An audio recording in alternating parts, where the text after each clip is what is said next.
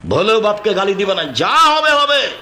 বন্যা সব ভেসে যাক, চাকরি চলে যাক, অর্থ সম্পদ কেটে যাক, স্ত্রী আমাকে ছেড়ে চলে যাক, তাতে আসে যায় না। আমি মায়ের অবাধ্য চলতে রাজি নই, আমি বাপের অবাধ্য চলতে রাজি না। এইভাবে গড়ে উঠো।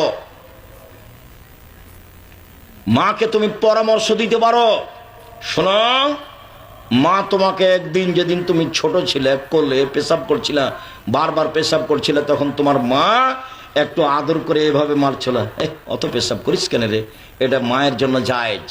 এখন তোমার মা তোমার ঘরে তোমার বিছানায় পেশাব করে, তুমি একটু মজাক করে বলতে পারবা না যে এইভাবে পেশাব করলে কিভাবে দেখব?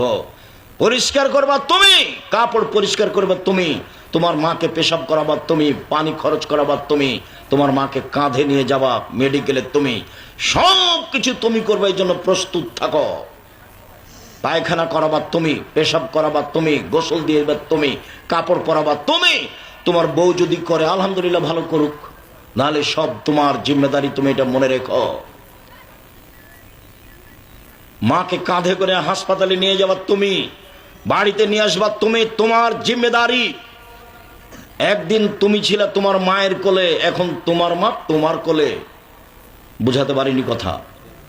একদিন তুমি ছিলে তোমার মায়ের কোলে, এখন তোমার মা হলো তোমার কোলে। মানুষের বয়স বেশি হয়ে গেলে মানুষের হিসাব নিকাশ থাকে না।